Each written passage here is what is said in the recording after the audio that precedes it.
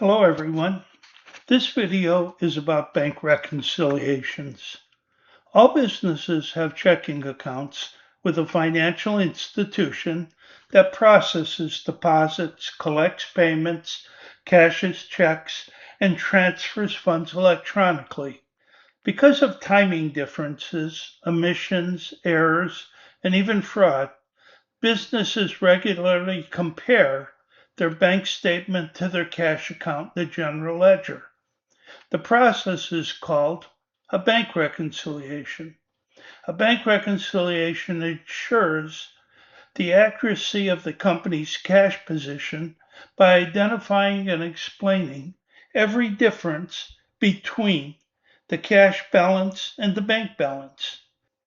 Companies with online banking may reconcile their statement daily. Others reconcile monthly when the bank statement arrives.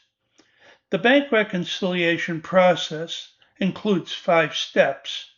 First, you need to identify the reconciling items and determine whether and how much they affect either the bank or the company's cash account. Second, you prepare the bank reconciliation. Third, you journalize the needed reconciling items. Fourth, you post the reconciling items to the general ledger and update the cash account. And fifth, you make certain that the balance in the cash account of the general ledger matches the balances in the bank reconciliation. Keep in mind that only the company's side of the reconciliation gets journalized. Bank side items are simply reported to the bank for correction and never recorded in the company's books. Now that we've discussed the basic concepts, let's solve a problem. Carpetland maintains a checking account with People's Bank. Carpetland sells carpets each day, but makes deposits only once a week. Our cash account's beginning balance on February 1st was $6,800. During February, Carpetland received $13,900 in cash payments and made $12,600 in payments by checks. That gives us an unadjusted cash balance on February 28th of $8,100. You've been asked to review the information for letters A through J, and 1. Determine the reconciling items. 2. Prepare a bank reconciliation to determine the actual cash position. 3. Journalize the reconciling items. And 4. Update the cash general ledger account to make certain that the cash balance agrees with the bank reconciliation. Now let's look at items A through J and prepare the bank reconciliation. Letter A tells us the bank statement shows an ending balance of $13,145, while our books show $8,100, a $5,045 difference that we need to explain. We'll build a template with the bank statement balance and its adjustments on the left side and the company's cash balance and its adjustments on the right side. The $13,145 is entered on the bank statement side and the $8,100 is entered on the cash general ledger side. Letter B. Cash receipts of $1,600 from February 26th through the 28th are outstanding. These receipts have been recorded by the company, but not yet by the bank.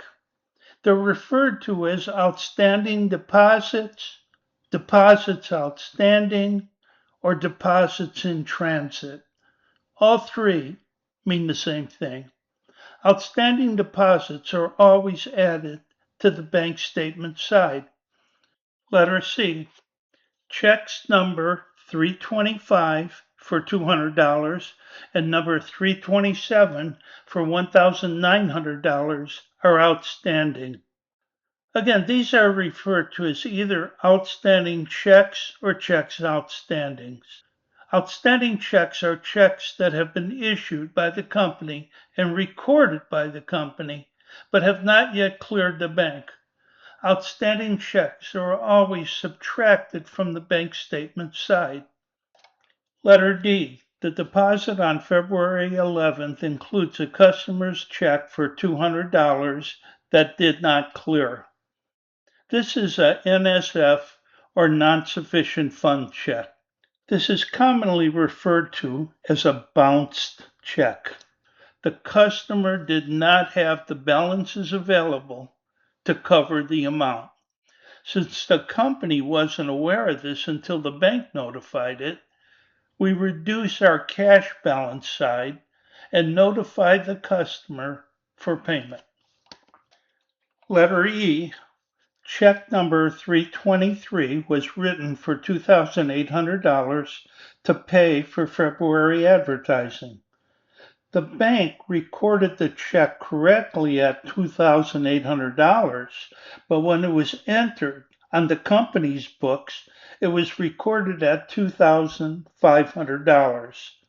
The $300 difference is a company error, not a bank error. Here's why it matters. Since we recorded a smaller check than we actually wrote, our cash account shows $300 more than it should. And because the check was for advertising, this same $300 will also show up later as an adjustment to advertising expense when we journalize the correction. Letter F. An automatic withdrawal for the company's February rent was made on February 4th for $1,100. The withdrawal was recorded on the bank statement. It now needs to be recorded in the company's books. So what we do on the bank reconciliation is reduce the company's cash account by $1,100 to reflect the payment. Letter G. Interest earned on Carpetland's checking account for the month was $20. So for letter G, the bank has paid the company $20 in interest. That $20 has to be added to the company's cash account. So for the reconciliation, we'll add the interest earned of $20. Letter H. In January, Carpetland supplier Estero Fabrics borrowed $7,000. On February 24th, Estero repaid Carpetland $7,070. The $7,000 principal borrowed plus $70 of interest. The repayment was made directly to People's Bank. Since the bank already has this, we need to add both the $7,000 in principal and the $70 of interest to the cash ledger side. Letter I. An $820 debit card purchase for supplies was made by the company that needs to be subtracted from the company's side. Letter J. People's Bank charged $125 in service fees for the month, which we also subtract from the company's side. Now let's total everything up. Let's total everything up on the bank side first, adding the $1,600 outstanding deposit and subtracting the $2,100 in outstanding checks gives us total reconciling items of a negative $500. Subtracting that $500 from our balance of $13,145 gives us a reconciled bank balance of $12,645.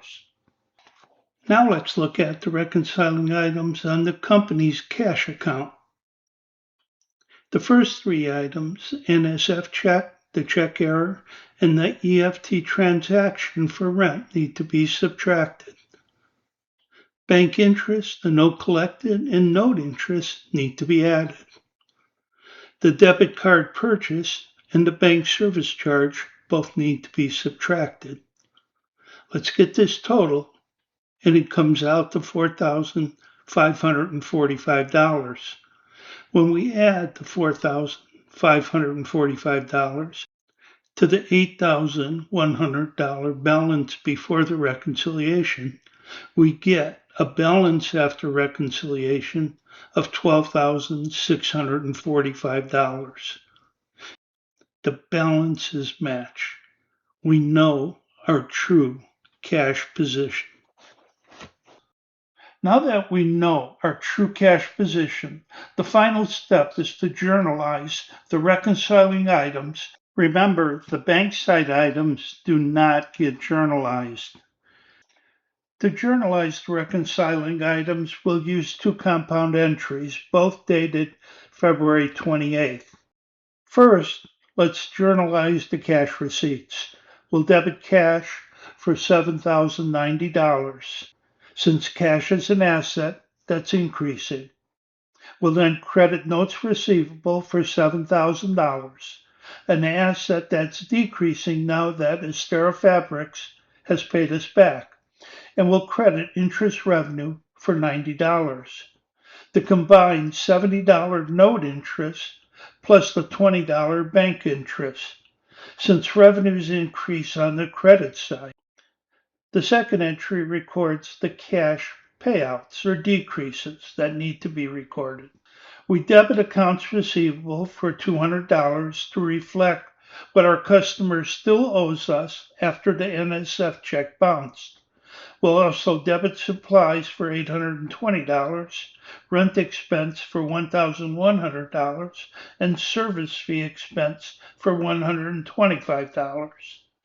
Assets and expenses always increase on the debit side. We debit advertising expense for $300 to correct our error since that check was understated on our books. We then credit cash for the total of all five debits, which is $2,545. At this point, we'd post all the accounts in the ledger. For this problem, our focus is on cash. The ledger account shows an unreconciled balance of $8,100. To that balance, we will debit $7,090 from our first journal entry, and we will credit $2,545 from our second journal entry. The ending cash balance then is $8,100 plus the $7,090 minus the $2,545 or $12,645. Matching our reconciled bank balance. That amount will appear on the company's balance sheet for the end of February, as well as the statement of cash flows. Well, that's it. Hopefully you now have a better understanding of the purpose and preparation of bank reconciliations. Thank you for watching the video. Good luck.